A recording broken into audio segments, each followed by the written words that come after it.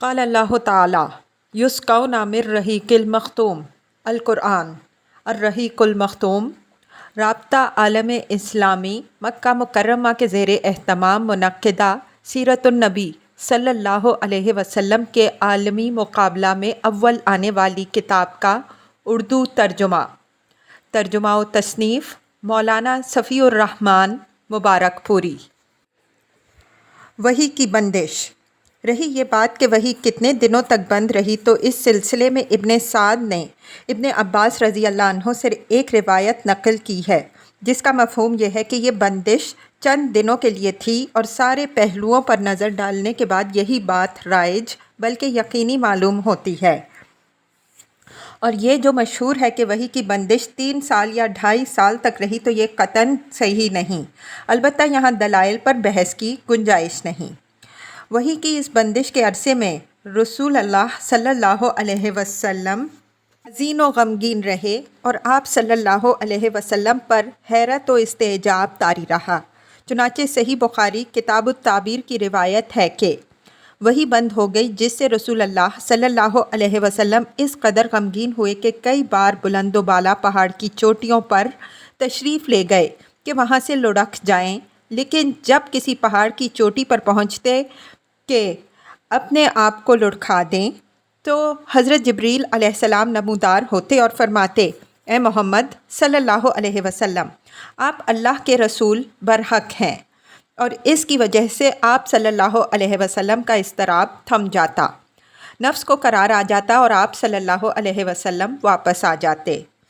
پھر جب آپ صلی اللہ علیہ وسلم پر وحی کی بندش طول پکڑ جاتی تو آپ صلی اللہ علیہ وسلم پھر اسی جیسے کام کے لیے نکلتے، لیکن جب پہاڑ کی چوٹی پر پہنچتے تو حضرت جبریل علیہ السلام نمودار ہو کر پھر وہی بات دہراتے۔ جبریل علیہ السلام دوبارہ وحی لاتے ہیں۔ حافظ ابن حجر رحمہ اللہ فرماتے ہیں کہ یہ یعنی وحی کی چند روزہ بندش اس لیے تھی تاکہ آپ صلی اللہ علیہ وسلم پر جو خوف طاری ہو گیا تھا وہ رخصت ہو جائے اور دوبارہ وحی کی آمد کا شوق و انتظار پیدا ہو جائے۔ چنانچہ جب حیرت کے سائے سکڑ گئے، حقیقت کے نقوش پختہ ہو گئے اور نبی صلی اللہ علیہ وسلم کو یقینی طور پر معلوم ہو گیا کہ آپ صلی اللہ علیہ وسلم خدائے بزرگ و برتر کے نبی ہو چکے ہیں، اور آپ صلی اللہ علیہ وسلم کے پاس جو شخص آیا تھا وہ وحی کا سفیر اور آسمانی خبر کا ناقل ہے، اور اسی طرح وحی کے لیے آپ صلی اللہ علیہ وسلم کا شوق و انتظار اس بات کا ضامن ہو گیا کہ آئندہ وحی کی آمد پر آپ صلی اللہ علیہ وسلم ثابت قدم رہیں گے اور اس بوجھ کو اٹھا لیں گے۔ تو حضرت جبریل علیہ السلام دوبارہ تشریف لائے۔ صحیح بخاری میں حضرت جابر بن عبداللہ رضی اللہ عنہ سے مروی ہے کہ انہوں نے رسول اللہ صلی اللہ علیہ وسلم کی زبانی بندش وحی کا واقعہ سنا۔ آپ صلی اللہ علیہ وسلم فرما رہے تھے، میں چلا جا رہا تھا کہ مجھے اچانک آسمان سے ایک آواز سنائی دی۔ میں نے آسمان کی طرف نگاہ اٹھائی تو کیا دیکھتا ہوں کہ وہی فرشتہ جو میرے پاس ہرا میں آیا تھا آسمان و زمین کے درمیان ایک کرسی پر بیٹھا ہے۔ میں اس سے خوفزدہ ہو کر زمین کی طرف جا جھکا۔ پھر میں نے اپنے اہل خانہ کے پاس آ کر کہا، مجھے چادر اڑا دو، مجھے چادر اڑا دو۔ انہوں نے مجھے چادر اڑا دی۔ اس کے بعد اللہ تعالیٰ نے یا ایھا المدثر الی الرجز فاہجر تک نازل فرمائی۔ پھر نزول وحی میں گرمی آ گئی اور وہ لگاتار نازل ہونے لگی۔ وحی کی اقسام۔ اب ہم سلسلہ بیان سے ذرا ہٹ کر یعنی رسالت و نبوت کی حیات مبارکہ کی تفصیلات شروع کرنے سے پہلے وحی کی اقسام ذکر کر دینا چاہتے ہیں، کیونکہ یہ رسالت کا مصدر اور دعوت کی کمک ہے۔ علامہ ابن قیم رحمہ اللہ نے وحی کے حسب ذیل مراتب ذکر کیے ہیں۔ نمبر 1، سچا خواب۔ اسی سے نبی صلی اللہ علیہ وسلم کے پاس وحی کی ابتدا ہوئی۔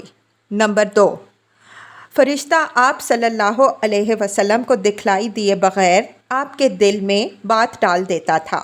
مثلا نبی صلی اللہ علیہ وسلم کا ارشاد ہے، روح القدس نے میرے دل میں یہ بات پھونکی کہ کوئی نفس مر نہیں سکتا یہاں تک کہ اپنا رزق پورا حاصل کر لے۔ بس اللہ سے ڈرو اور طلب میں اچھائی اختیار کرو، اور رزق کی تاخیر تمہیں اس بات پر آمادہ نہ کرے کہ تم اسے اللہ کی معصیت کے ذریعے تلاش کرو، کیونکہ اللہ کے پاس جو کچھ ہے وہ اس کی اطاعت کے بغیر حاصل نہیں کیا جا سکتا۔ نمبر 3، فرشتہ نبی صلی اللہ علیہ وسلم کے لیے آدمی کی شکل اختیار کر کے آپ صلی اللہ علیہ وسلم کو مخاطب کرتا، پھر جو کچھ وہ کہتا اسے آپ صلی اللہ علیہ وسلم یاد کر لیتے۔ اس صورت میں بھی کبھی کبھی صحابہ کرام رضی اللہ عنہم بھی فرشتے کو دیکھتے تھے۔ نمبر 4، آپ صلی اللہ علیہ وسلم کے پاس وحی گھنٹی کے ٹنٹنانے کی طرح آتی۔ وحی کی یہ سب سے سخت صورت ہوتی تھی۔ اس صورت میں فرشتہ آپ صلی اللہ علیہ وسلم سے ملتا تھا اور وحی آتی تھی تو سخت جاڑے کے زمانے میں بھی آپ صلی اللہ علیہ وسلم کی پیشانی سے پسینہ پھوٹ پڑتا تھا، اور آپ صلی اللہ علیہ وسلم اونٹنی پر سوار ہوتے تو وہ زمین پر بیٹھ جاتی تھی۔ ایک بار اس طرح وحی آئی کہ آپ صلی اللہ علیہ وسلم کی ران حضرت زید بن ثابت رضی اللہ عنہ کی ران پر تھی، تو ان پر اس قدر گراں بار ہوئی کہ معلوم ہوتا ہے ران کچل جائے گی۔ نمبر 5، آپ صلی اللہ علیہ وسلم فرشتے کو اس کی اصلی اور پیدائشی شکل میں دیکھتے تھے، اور اسی حالت میں وہ اللہ تعالیٰ کی حسب مشیت آپ صلی اللہ علیہ وسلم کی طرف وحی کرتا تھا۔ یہ صورت آپ صلی اللہ علیہ وسلم کے ساتھ 2 مرتبہ پیش آئی، جس کا ذکر اللہ تعالیٰ نے سورہ نجم میں فرمایا ہے۔ نمبر 6، وہ وحی جو آپ صلی اللہ علیہ وسلم پر معراج کی رات نماز کی فرضیت وغیرہ کے سلسلے میں اللہ تعالیٰ نے اس وقت فرمائی جب آپ صلی اللہ علیہ وسلم آسمانوں کے اوپر تھے۔ نمبر 7، فرشتے کے واسطے کے بغیر اللہ تعالیٰ نے آپ صلی اللہ علیہ وسلم سے حجاب میں رہ کر براہ راست گفتگو کی، جیسے اللہ تعالیٰ نے حضرت موسیٰ علیہ السلام سے گفتگو فرمائی تھی۔ وحی کی یہ صورت موسیٰ علیہ السلام کے لیے نص قرآنی سے قطعی طور پر ثابت ہے، لیکن نبی صلی اللہ علیہ وسلم کے لیے اس کا ثبوت قرآن کے بجائے معراج کی حدیث میں ہے۔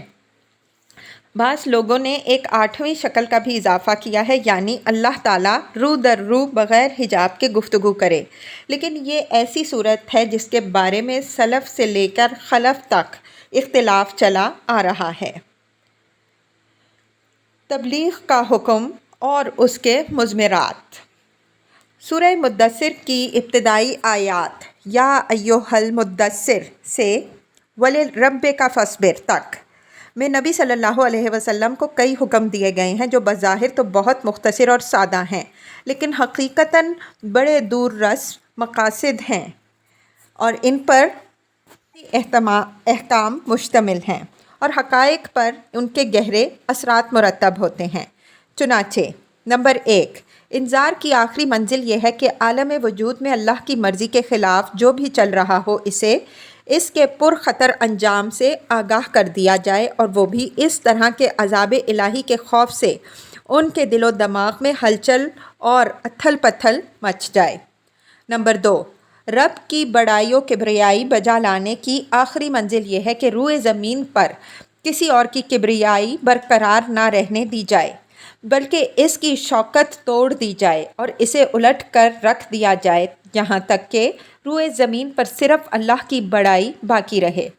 نمبر 3، کپڑے کی پاکی اور گندگی سے دور کی آخری منزل یہ ہے کہ ظاہر و باطن کی پاکی اور تمام شوائب اور حواس سے نفس کی صفائی کے سلسلے میں اس حد کمال کو پہنچ جائیں جو اللہ کی رحمت کے گھنے سائے میں اس کی حفاظت و نگہداشت اور ہدایت و نور کے تحت ممکن ہے، یہاں تک کہ انسانی معاشرے کا ایسا اعلیٰ ترین نمونہ بن جائیں کہ آپ صلی اللہ علیہ وسلم کی طرف تمام قلب سلیم کھنچے چلے جائیں، اور آپ صلی اللہ علیہ وسلم کی ہیبت و عظمت کا احساس تمام کج دلوں کو ہو جائے، اور اس طرح ساری دنیا موافقت یا مخالفت میں آپ صلی اللہ علیہ وسلم کے گرد مرتکز ہو جائے۔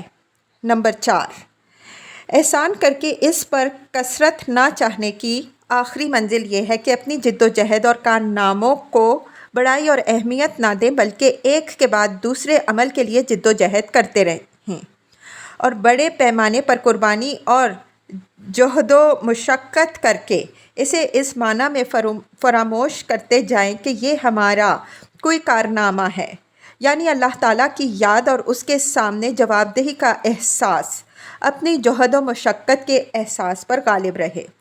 نمبر 5، آخری آیت میں اشارہ ہے کہ اللہ کی طرف دعوت کا کام شروع کرنے کے بعد معاندین کی جانب سے مخالفت، استہزاء، ہنسی اور ٹھٹھے کی شکلوں میں ایذا رسانی سے لے کر آپ صلی اللہ علیہ وسلم کو اور آپ صلی اللہ علیہ وسلم کو ساتھیوں کو قتل کرنے اور آپ صلی اللہ علیہ وسلم کے گرد جمع ہونے والے اہل ایمان کو نیست و نابود کرنے تک کی پوری کوششیں ہوں گی، اور آپ صلی اللہ علیہ وسلم کو ان سب سے سابقہ پیش آئے گا۔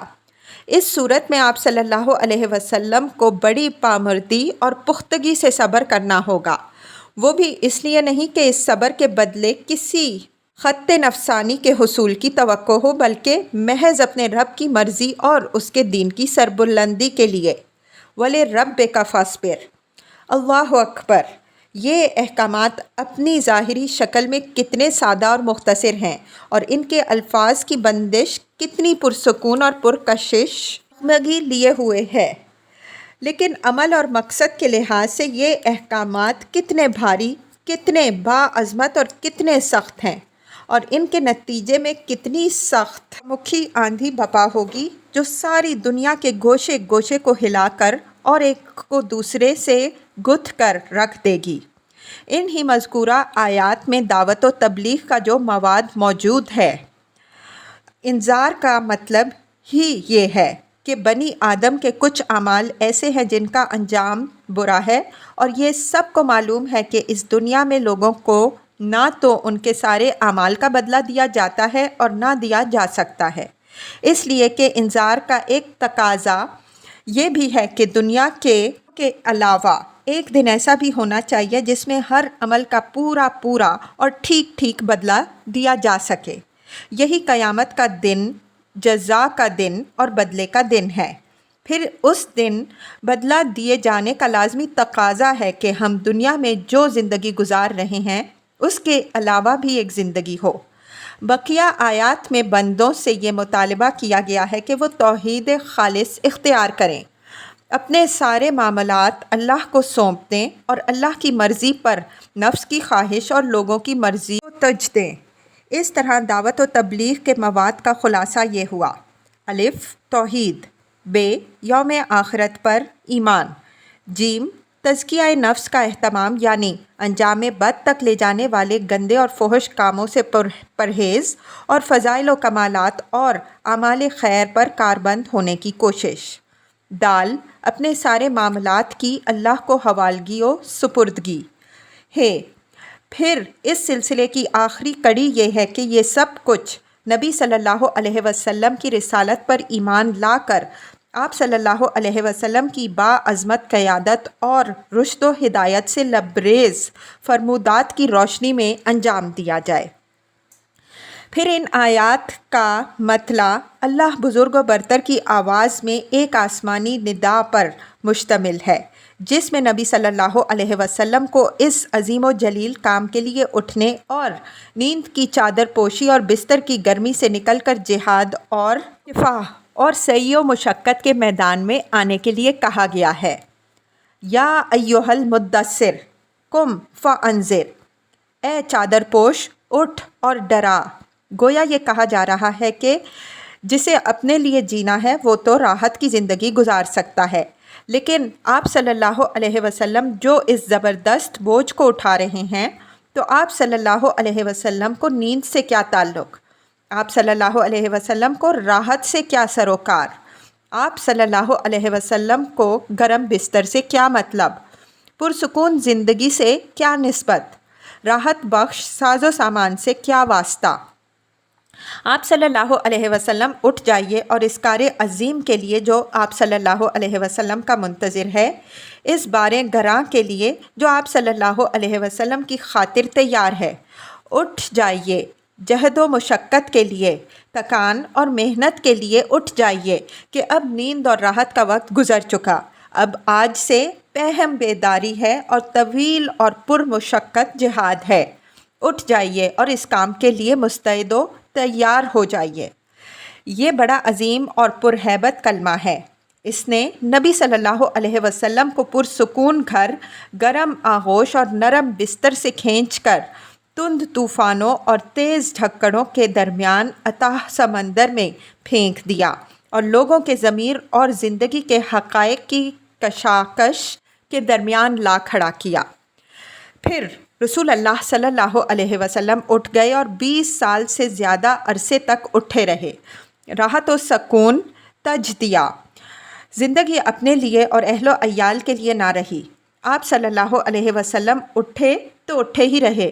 کام اللہ کی طرف دعوت دینا تھا۔ آپ صلی اللہ علیہ وسلم نے یہ کمر توڑ بار گراں اپنے شانے پر کسی دباؤ کے بغیر اٹھا لیا۔ یہ بوجھ تھا اس روئے زمین پر امانت کبریٰ کا بوجھ، ساری انسانیت کا بوجھ، سارے عقیدے کا بوجھ اور مختلف میدانوں میں جہاد و دفاع کا بوجھ۔ آپ صلی اللہ علیہ وسلم نے 20 سال سے زیادہ عرصے تک پہم اور ہماگیر معرکہ آرائی میں زندگی بسر کی، اور اس پورے عرصے میں یعنی جب سے آپ صلی اللہ علیہ وسلم نے وہ آسمانی ندائے جلیل سنی اور یہ گراں بار ذمہ داری پائی، آپ صلی اللہ علیہ وسلم کو کوئی ایک حالت کسی دوسری حالت سے غافل نہ کر سکی۔ اللہ آپ صلی اللہ علیہ وسلم کو ہماری طرف سے اور ساری انسانیت کی طرف سے بہترین جزا دے۔ اگلے صفحات رسول اللہ صلی اللہ علیہ وسلم کے اسی طویل اور پرمشقت جہاد کا ایک مختصر سا خاکہ ہیں۔ دعوت کے ادوار و مراحل۔ ہم نبی صلی اللہ علیہ وسلم کی پیغمبرانہ زندگی کو 2 حصوں میں تقسیم کر سکتے ہیں جو ایک دوسرے سے مکمل طور پر نمایاں اور ممتاز تھے۔ وہ دونوں حصے یہ ہیں: نمبر 1 مکی زندگی تقریباً 13 سال، نمبر 2 مدنی زندگی 10 سال۔ پھر ان میں سے ہر حصہ کئی مرحلوں پر مشتمل ہے اور یہ مرحلے بھی اپنی خصوصیات کے اعتبار سے ایک دوسرے سے مختلف اور ممتاز ہیں۔ اس کا اندازہ آپ صلی اللہ علیہ وسلم کی پیغمبرانہ زندگی کے دونوں حصوں میں پیش آنے والے مختلف حالات کا گہرائی سے جائزہ لینے کے بعد ہو سکتا ہے۔ مکی زندگی 3 مرحلوں پر مشتمل تھی۔ نمبر 1 پس پردہ دعوت کا مرحلہ 3 برس۔ نمبر 2 اہل مکہ میں کھلم کھلا دعوت و تبلیغ کا مرحلہ 4تھے سال نبوت کے آغاز سے 10ویں سال کے اواخر تک۔ نمبر 3 مکے کے باہر اسلام کی دعوت کی مقبولیت اور پھیلاؤ کا مرحلہ 10ویں سال نبوت سے اواخر ہجرت مدینہ کے سال تک۔ مدنی زندگی کے مراحل کی تفصیل اپنی جگہ آ رہی ہے۔ پہلا مرحلہ کاوش تبلیغ، خفیہ دعوت کے 3 سال۔ یہ معلوم ہے کہ مکہ دین عرب کا مرکز تھا۔ یہاں کعبہ کے پاسبان بھی تھے اور ان بتوں کے نگہبان بھی جنہیں پورا عرب تقدیس کی نظر سے دیکھتا تھا۔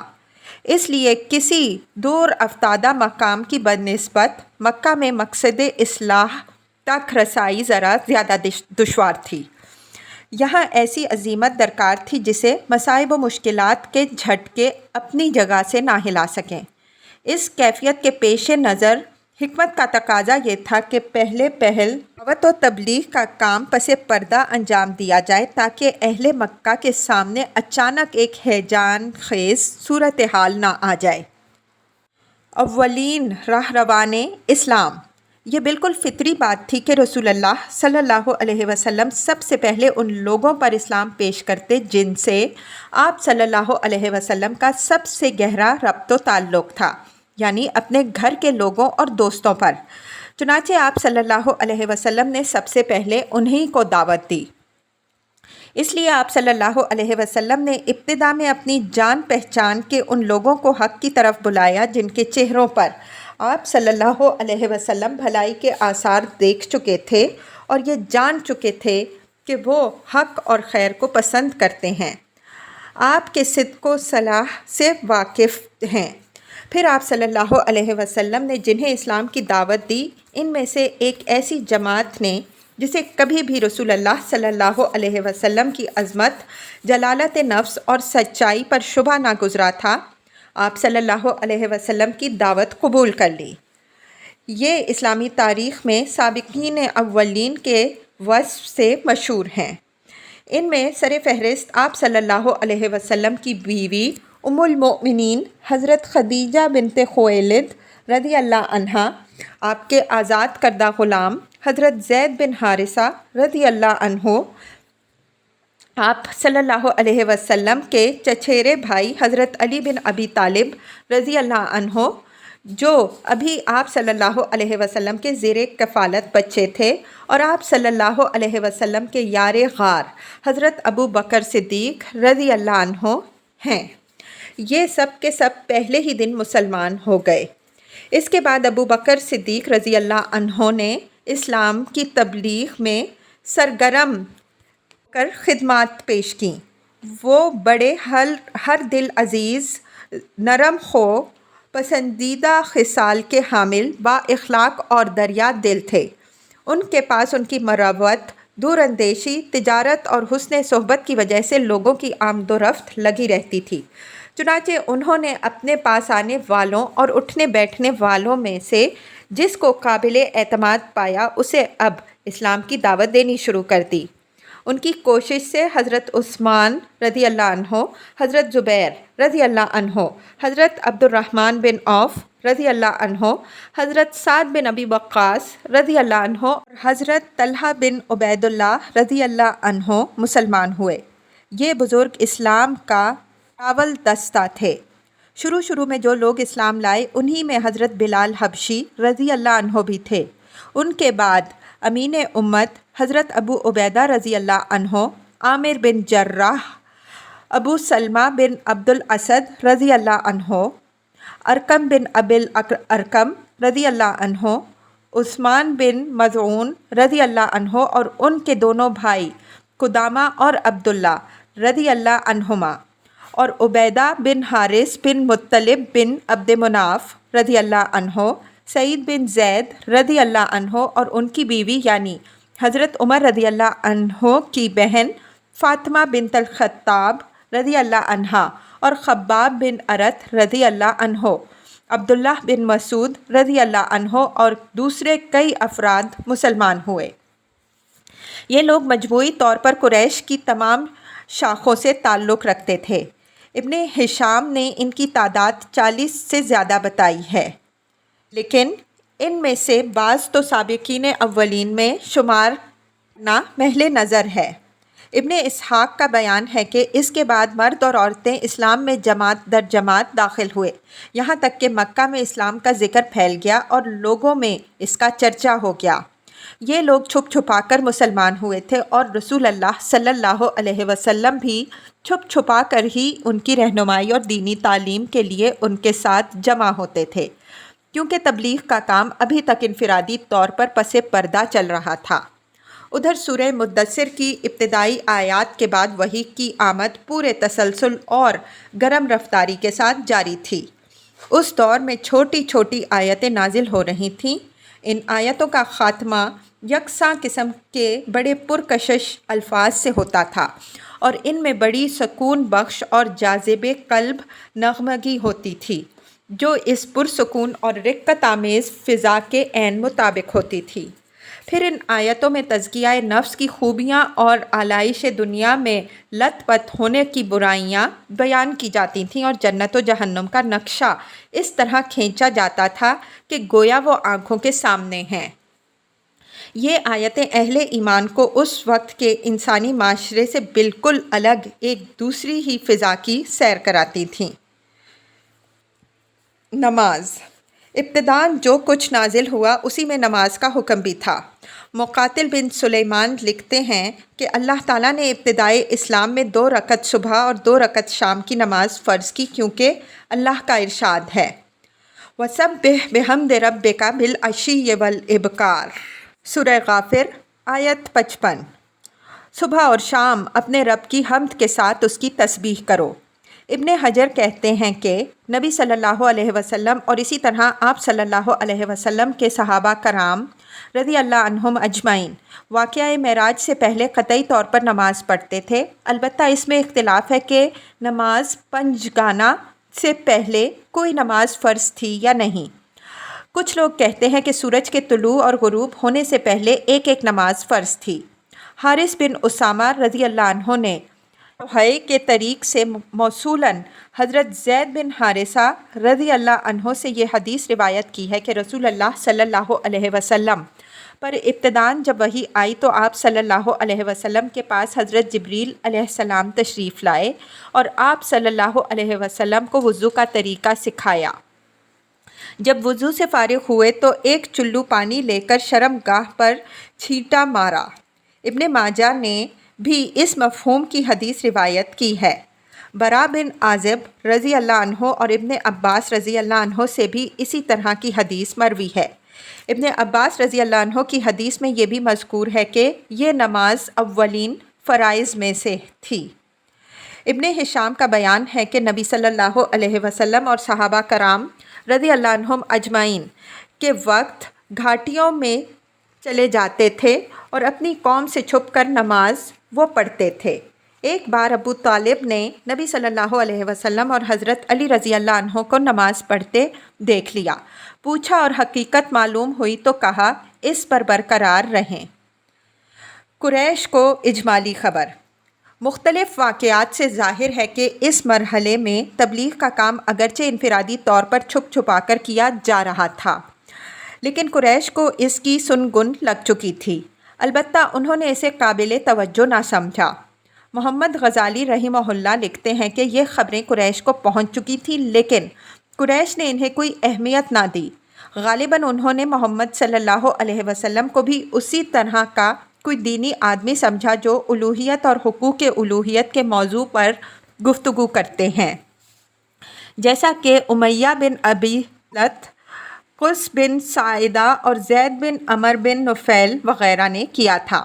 البتہ قریش نے آپ صلی اللہ علیہ وسلم کی خبر کے پھیلاؤ اور اثر کے بڑھاؤ سے کچھ اندیشہ ضرور محسوس کیا اور ان کی نگاہیں رفتار زمانہ کے ساتھ آپ صلی اللہ علیہ وسلم کے انجام اور آپ صلی اللہ علیہ وسلم کی تبلیغ پر رہنے لگی تھیں۔ 3 سال تک تبلیغ کا کام خفیہ اور انفرادی رہا اور اس دوران میں اہل ایمان کی ایک جماعت تیار ہو گئی جو اخوت اور تعاون پر قائم تھی، اللہ کا پیغام پہنچا رہی تھی اور اس پیغام کو اس کا مقام دلانے کے لیے کوشاں تھی۔ اس کے بعد وحی الہی نازل ہوئی اور رسول اللہ صلی اللہ علیہ وسلم کو مکلف کیا گیا کہ اپنی قوم کو کھلم کھلا دین کی دعوت دیں، ان کے باطل سے ٹکرائیں اور ان کے بتوں کی حقیقت کاشگاف کریں۔ دوسرا مرحلہ، کھلی تبلیغ، اظہار دعوت کا پہلا حکم۔ اس بارے میں سب سے پہلے اللہ تعالیٰ کا یہ قول نازل ہوا، وَأَنذِرْ عَشِيرَتَكَ الْأَقْرَبِينَ، سورہ شعراء آیت 214۔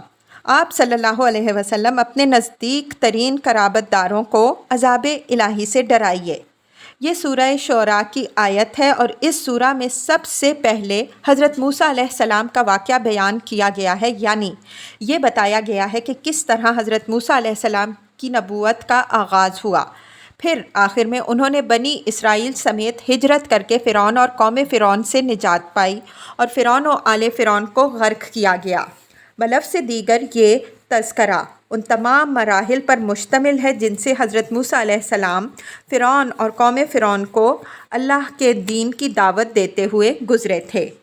میرا خیال ہے کہ جب رسول اللہ صلی اللہ علیہ وسلم کو اپنی قوم کے اندر کھل کر تبلیغ کا حکم دیا گیا تو اس موقع پر حضرت موسیٰ علیہ السلام کے واقعے کی یہ تفصیل اس لیے بیان کر دی گئی تاکہ کھلم کھلا دعوت دینے کے بعد جس طرح تکذیب اور ظلم و زیادتی سے سابقہ پیش آنے والا تھا، اس کا ایک نمونہ آپ صلی اللہ علیہ وسلم اور صحابہ کرام رضی اللہ عنہم اجمعین کے سامنے موجود ہے۔ دوسری طرف اس صورت میں پیغمبروں کو جھٹلانے والی اقوام مثلاً فرعون اور قوم فرعون کے علاوہ قوم نوح علیہ السلام، عاد، ثمود، قوم ابراہیم علیہ السلام، قوم لوط علیہ السلام اور اصحاب ایکا کے انجام کا بھی ذکر ہے۔ اس کا مقصد غالباً یہ ہے کہ جو لوگ آپ صلی اللہ علیہ وسلم کو جھٹلائیں انہیں معلوم ہو جائے کہ تکذیب پر اصرار کرنے کی صورت میں ان کا انجام کیا ہونے والا ہے اور وہ اللہ تعالیٰ کی طرف سے کس قسم کے مواخذے سے دوچار ہوں گے۔ نیز اہل ایمان کو معلوم ہو جائے کہ اچھا انجام انہی کا ہوگا، جھٹلانے والوں کا نہیں۔ قرابت داروں میں تبلیغ۔ بہرحال اس آیت کے نزول کے بعد نبی صلی اللہ علیہ وسلم نے پہلا کام یہ کیا کہ بنی ہاشم کو جمع کیا۔ ان کے ساتھ بنی مطلب بن عبد مناف کی بھی ایک جماعت تھی۔ کل 45 آدمی تھے، لیکن ابو لہب نے بات لپک لی اور بولا، دیکھو یہ تمہارے چچا اور چچیرے بھائی ہیں، بات کرو لیکن نادانی چھوڑ دو اور یہ سمجھ لو کہ تمہارا خاندان سارے عرب سے مقابلے کی تاب نہیں رکھتا اور میں سب سے زیادہ حقدار ہوں کہ تمہیں پکڑ لوں، بس تمہارے لیے تمہارے باپ کا خانوادہ ہی کافی ہے، اور اگر تم اپنی بات پر قائم رہے تو یہ بہت آسان ہوگا کہ قریش کے سارے قبائل تم پر ٹوٹ پڑے اور بقیہ عرب بھی ان کی امداد کریں۔ پھر میں نہیں جانتا کہ کوئی شخص اپنے باپ کے خانوادے کے لیے تم سے بڑھ کر شر اور تباہی کا باعث ہوگا۔ اس پر نبی صلی اللہ علیہ وسلم نے خاموشی اختیار کر لی اور اس مجلس میں کوئی گفتگو نہ کی۔ کے بعد آپ صلی اللہ علیہ وسلم نے انہیں دوبارہ جمع کیا اور ارشاد فرمایا، ساری حمد اللہ کے لیے ہے، میں اس کی حمد کرتا ہوں اور اس سے مدد چاہتا ہوں، اس پر ایمان رکھتا ہوں، اسی پر بھروسہ کرتا ہوں اور یہ گواہی دیتا ہوں کہ اللہ کے سوا کوئی لائق عبادت نہیں، وہ تنہا ہے، اس کا کوئی شریک نہیں۔ پھر آپ صلی اللہ علیہ وسلم نے فرمایا، رہنما اپنے گھر کے لوگوں سے جھوٹ نہیں بول سکتا، اس خدا کی قسم جس کے سوا کوئی معبود نہیں، میں تمہاری طرف خصوصاً اور لوگوں کی طرف عموماً اللہ کا رسول فرستادہ ہوں۔ بخدا تم لوگ اسی طرح موت سے دوچار ہوگے جیسے سو جاتے ہو، اور اسی طرح اٹھائے جاؤ گے جیسے سو کر جاگتے ہو، پھر جو کچھ تم کرتے ہو اس کا تم سے حساب لیا جائے گا، اس کے بعد یا تو ہمیشہ کے لیے جنت ہے یا ہمیشہ کے لیے جہنم۔ اس پر ابو طالب نے کہا، ہمیں تمہاری معاونت کس قدر پسند ہے، تمہاری نصیحت کس قدر قابل قبول ہے، اور ہم تمہاری بات کس قدر سچی جانتے مانتے ہیں، اور یہ تمہارے والد کا خانوادہ جمع ہے اور میں بھی ان کا ایک فرد ہوں، فرق اتنا ہے کہ میں تمہاری پسند کی تکمیل کے لیے ان سب سے پیش ہوں، لہٰذا تمہیں جس بات کا حکم ہوا ہے اسے انجام دو، بخدا میں تمہاری مسلسل حفاظت و اعانت کرتا رہوں گا، البتہ میری طبیعت عبد المطلب کا دین چھوڑنے پر راضی نہیں۔ ابو لہب نے کہا، خدا کی قسم یہ برائی ہے، اس کے ہاتھ دوسروں سے پہلے تم لوگ خود ہی پکڑ لو۔ اس پر ابو طالب نے کہا، خدا کی قسم جب تک جان میں جان ہے ہم ان کی حفاظت کرتے رہیں گے۔